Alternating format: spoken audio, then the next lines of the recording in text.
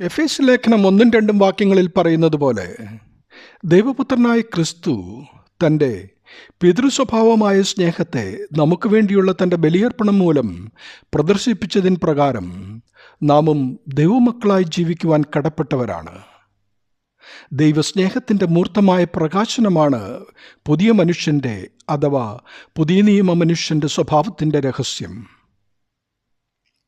ആകയാൽ പ്രിയ മക്കളെന്ന പോലെ ദൈവത്തെ അനുകരിപ്പീൻ എന്നത് ക്രിസ്തു എന്ന തലയോളം വളരുക എന്നതാണ് അർത്ഥമാക്കുന്നത്.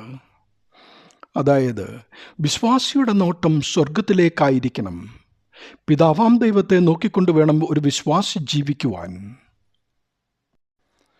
വിശ്വാസി ദൈവത്തെ അനുകരിക്കുവാൻ അവിടുത്തെ സ്വഭാവത്തിലേക്ക് വളരേണ്ടതുണ്ട്. നമ്മുടെ കർത്താവ് നീതിമാനാകയാൽ നാം അവനിൽ വിശ്വസിച്ച് മനസ്സാന്തരപ്പെട്ട് ക്രിസ്തു ചൊരിഞ്ഞ രക്തത്താൽ അവനിലൂടെ നീതീകരിക്കപ്പെട്ടവരായി തീരുമ്പോൾ ദൈവത്തെ അനുകരിക്കുന്നതിൻ്റെ ആദ്യ പടിയിലേക്ക് എത്തിച്ചേരും.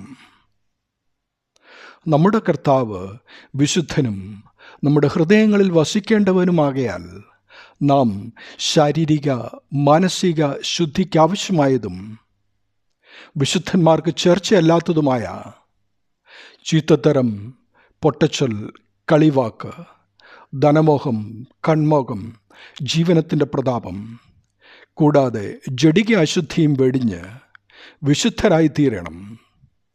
നീതീകരിക്കപ്പെട്ട വിശ്വാസി ദൈവത്തെ അനുകരിക്കുകയും ക്രിസ്തുവിനെ പോലെ ആയിത്തീരുകയും ചെയ്യുന്നതിൻ്റെ അടുത്ത പടിയാണ് വിശുദ്ധീകരണം. വിശുദ്ധീകരിക്കപ്പെട്ടവർ മനസ്സാന്തരത്തിൻ്റെ മുന്നോടിയായും വിശുദ്ധി പ്രാപിക്കുവാനും വിശുദ്ധിയെ കെടുത്താതെ സൂക്ഷിക്കുവാനും ഒപ്പം സൂക്ഷിച്ച വിശ്വാസത്തിൽ അധിഷ്ഠിതമായ അനുസരണവും സ്നേഹവും കാത്തുസൂക്ഷിക്കുകയും ചെയ്യുക എന്നതാണ് മൂന്നാമത്തെ പടി. ദൈവം സ്നേഹമാകയാൽ നാം നമ്മെ സ്നേഹിക്കുന്ന കർത്താവിനെയും ക്രിസ്തുവിൽ നമ്മുടെ സഹോദരങ്ങളായും ക്രിസ്തു കാണിച്ചു തന്നതുപോലെ ശത്രുവിനെ പോലും സ്നേഹിക്കുന്ന സ്നേഹത്തിൻ്റെ മക്കളുമായി തീരണമെന്ന് തിരുവചന ഭാഗം നമ്മെ ഓർമ്മിപ്പിക്കുന്നു.